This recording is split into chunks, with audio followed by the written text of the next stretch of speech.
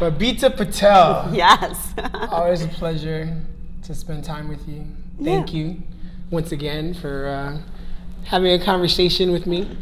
As I may have mentioned, I'm on a bit of a pursuit to really get a sense of what people are passionate about and why that is, because when we look around media and the information that's fed to us, I have to believe that there's a disconnect between what's being provided and what people really want. And so part of this relates to that, right? So I want to know what you care about, what other people care about, and we're going to go one by one and really explore that conversation. So that's one part.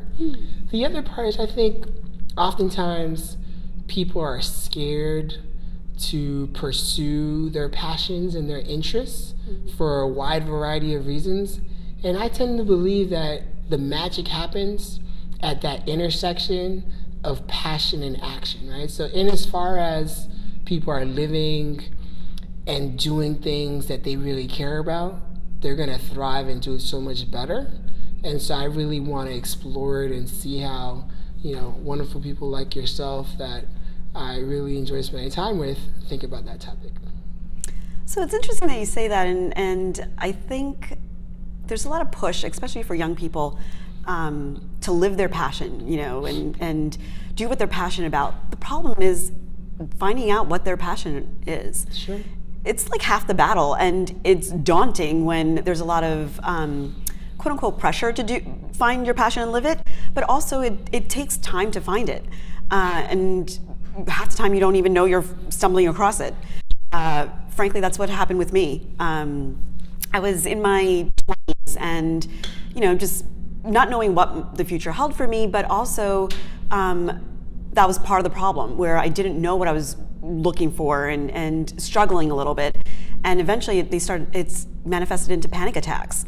And just because things were not working out the way I thought it would. And, I'd gone to art school, and artists always are living their passion, and yet I'm not passionate or living the life of passion.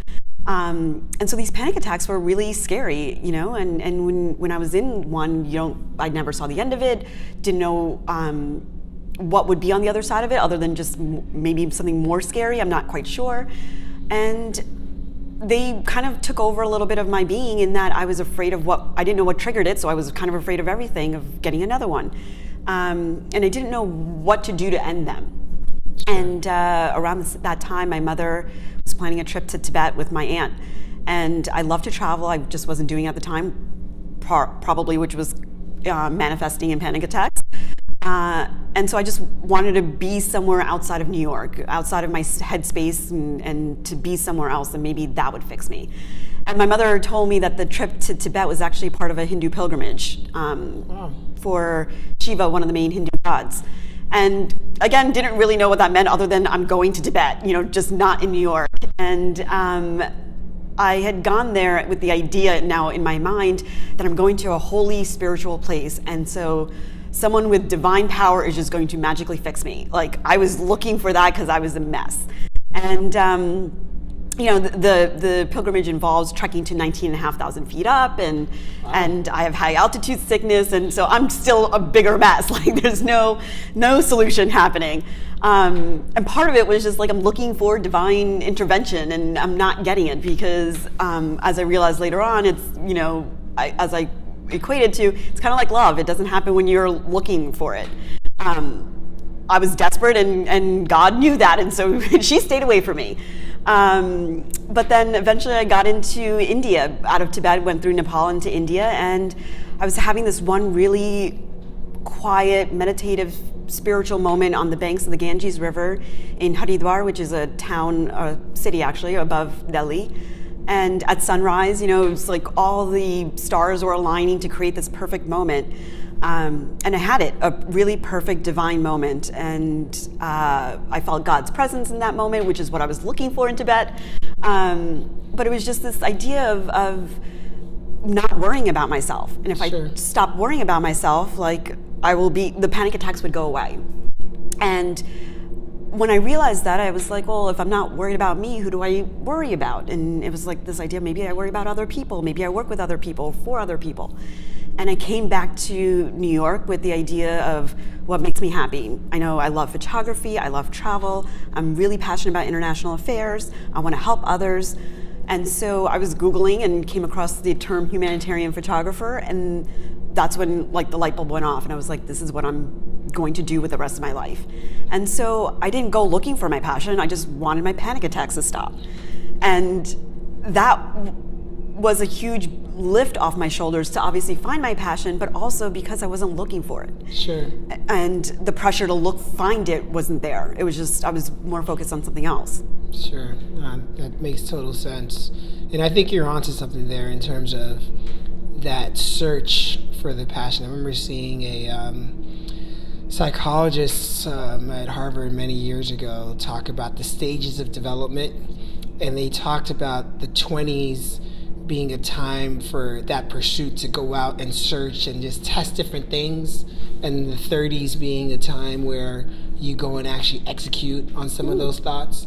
I think he positioned it as being pretty cut and dry with clear demarcations in terms of age, but I don't think it needs to be so steadfast, but it's definitely an evolution. It sounds like you went through that process in a real way, and you found something that seems to have been fulfilling for you.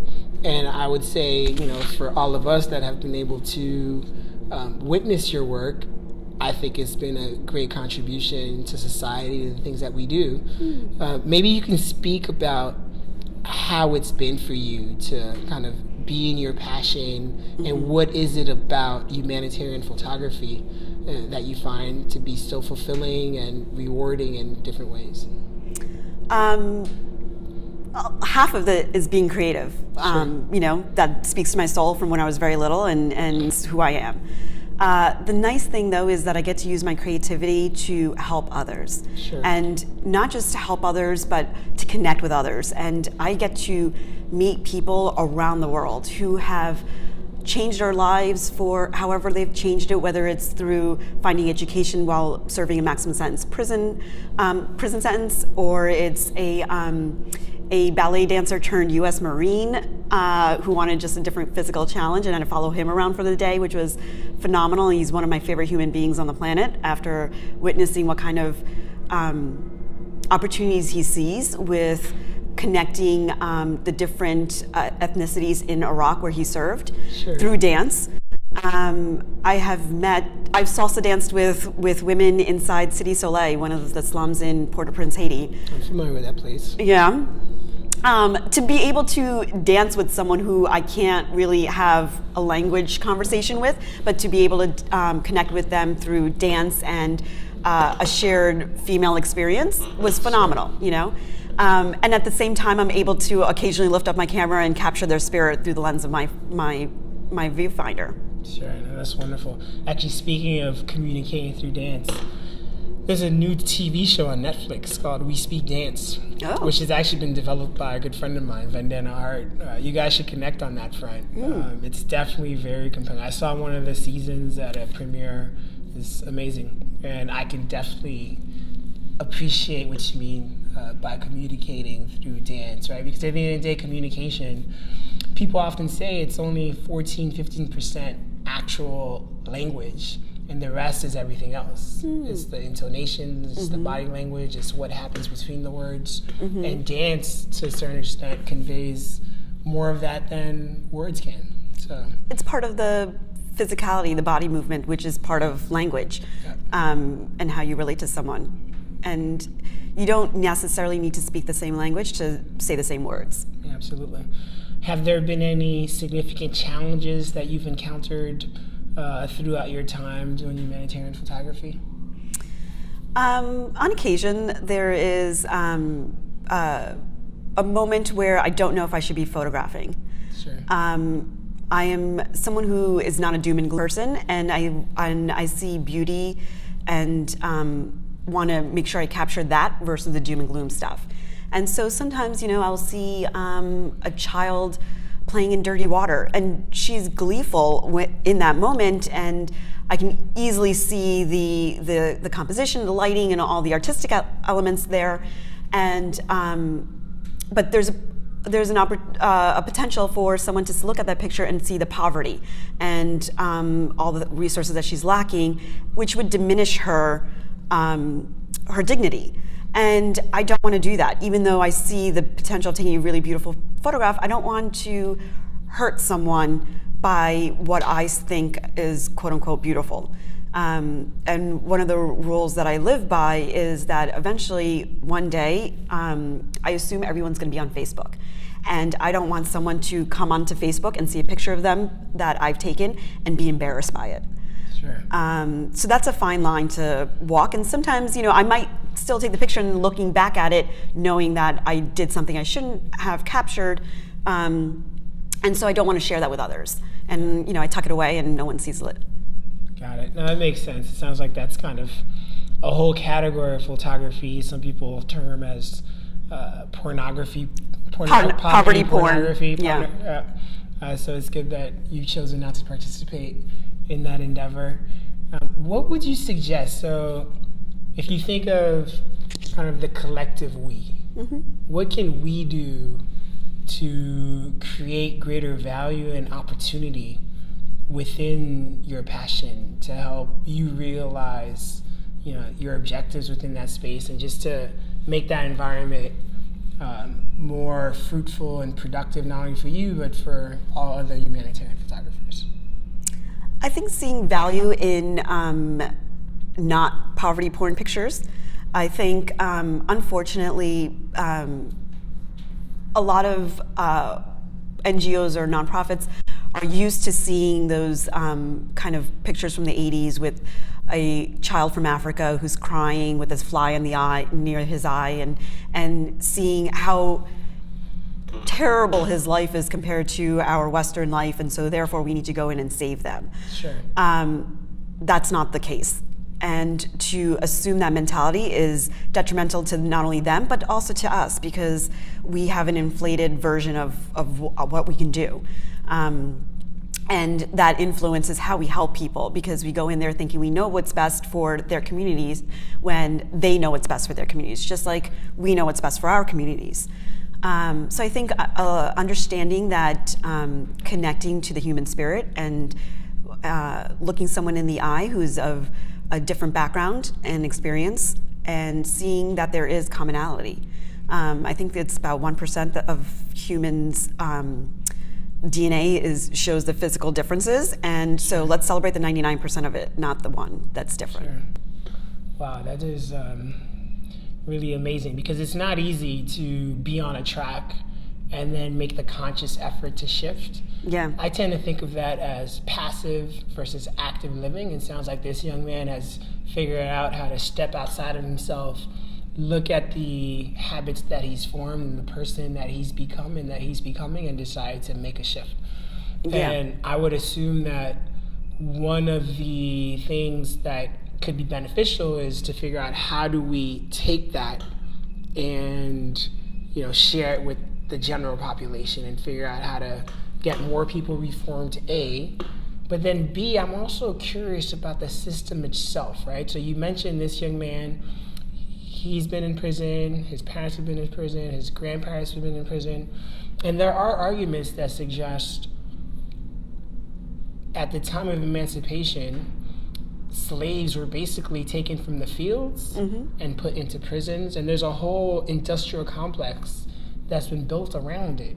And it's really disorienting. I think many Americans don't realize how bad it is, but maybe you could, help to shed some light on that process as well. There's a really amazing book by Michelle Alexander called The New Jim Crow, and it talks about the process or the progression from, as you said, slavery, and then work for prison, which was another way for Southern farms to get cheap or free labor, which they lost when slavery ended. And then obviously we went through the Jim Crow South and the Civil Rights Movement, and then it became a thing in the 80s and 90s to find a different way to create racial divides. And that was mass incarceration, which negatively influenced men of color. And And one of the ways that I think we can stop that bleed into prison is the way we look at punishment. Sure.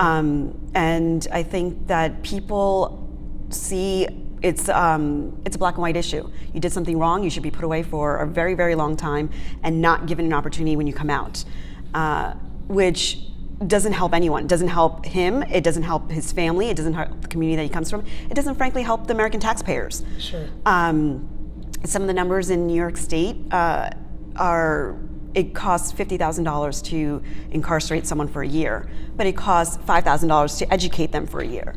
So long term, if we spend a little bit more effort on education before it ever becomes a problem, we could save money for decades coming forward. Sure. And we don't pay enough attention to that, and it becomes, I think, also a voting issue. When we put barriers up for people to vote, including those who've been released from prison, they're not always all given opportunities to vote. Some of them are denied, some of them have to earn it back. It depends state by state. And that obviously influences what happens when we look at our prison system and how we mandate sentencing, and then the kind of resources that we fund for rehabilitation while people are inside, and then opportunities that come after when they're released. Absolutely. So the model that you described previously that you think works quite well, how can we go about scaling that up so that it becomes more of the default rather than the exception? So the ironic thing is, there would be no need for this question about 25 years ago, because across the entire country we had education inside facilities. Sure. And then in the 90s, under President Clinton, on the tough on crime kind of push, Congress cut all the government funding for education inside facilities. So I think in New York State, it went from hundreds of programs across the state to, I think, down to 10. Okay. And I just interviewed a guy whose education got put on hold for 14 years because of that. And he had to wait for private funding to come into the facility to pay for it. And then you see the numbers kind of support what I'm saying here, where nationally the recidivism rate across the country is around 60% of people. 60. The number is based on different parameters, so it kind of wiggles around, but it's whether it's 3 years or 5 years after release, whether parole violations count against that number. So the number is fluid. Still high. Way too high. New York State is slightly better at around 40-ish%. My client, Hudson Link, that provides education in 6 facilities now in New York State, their recidivism rate is 4%. Wow. 4 versus 40. And education is their difference.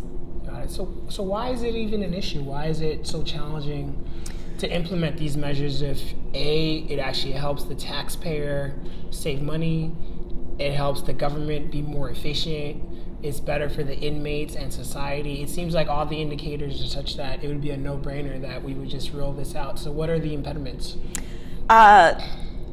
Ironically, it is both a right and a left issue that support this. The left, Democrats, see it as a humane way of, as you said, changing families and supporting people who have not been supported. The right see it as an economic issue. Sure. So now it just becomes a will of Congress in supporting funding for this kind of thing.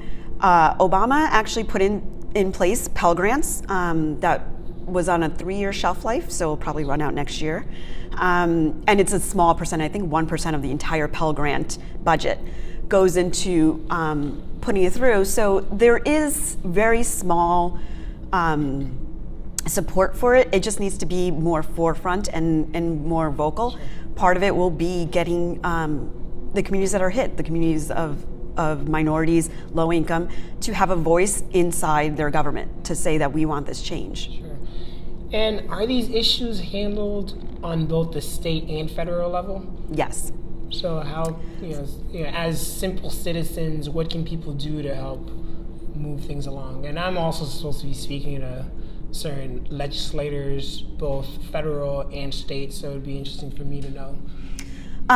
Individuals could obviously lobby for their representatives to fund programs like this or support reform.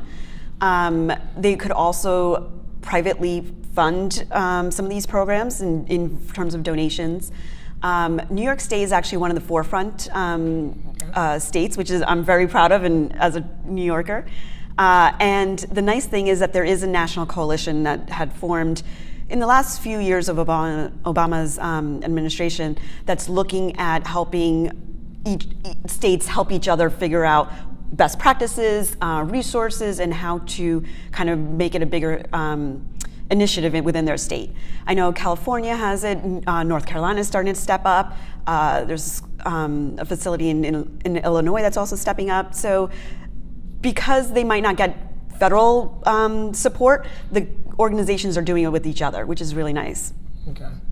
And internationally, are there some countries that are doing this really well that almost every other country other than U.S. Okay. I'm sorry, every other developed country. A lot of the Scandinavian countries do it really well. They look at it as a rehabilitation program. Other than having low crime in general, they see it as an opportunity to go in, to treat them humanely and give them opportunities, whether it's vocational training. I know it was a facility in Sweden. They do vocational training in terms of cooking and baking. So when they come out, they have opportunities to become chefs. And their kitchens, when I looked at photographs of their kitchens and their facilities, look like IKEA kitchens. So it wasn't the stereotypical looking Hollywood dark and dingy facilities. They treat them humanely. There's a lot of, there's programs in Germany also that do programs where they are not inside the entire 24/7. They're given work opportunities during the week, and so the guys leave the facility, go work, and then come back to the prison to sleep, which kind of boggles the mind that someone would return in America. But in Germany, they see it as an opportunity. And the guy that I heard the interview of, he talked about how it's an opportunity. He knows he did something wrong, and most of the people that I've talked to know that they know that they did something wrong and that they need to serve their time. They just want to be a better person when they come out. And this man who's given a different kind of opportunity in Germany versus someone here in the U.S. is doing the same thing because they're all humans and they all want the same thing in life. Got it. Well, Babita, I think we covered a fair amount of ground. I could certainly go on for a lot longer. I have so many more questions. I really want to thank you for carving out the time to share these wonderful insights. So in a nutshell, through this type of prison reform, we'd help governments and taxpayers save money. It's far more efficient. It's a better process. And at the end of the day, treating people more humanely actually results in a better outcome. So it seems like a no-brainer, and I'm hopeful that people realize that. I think one of the best quotes I heard from one of the guys who had been released, he was one of the first that I met on the outside that came through the prison, through that system.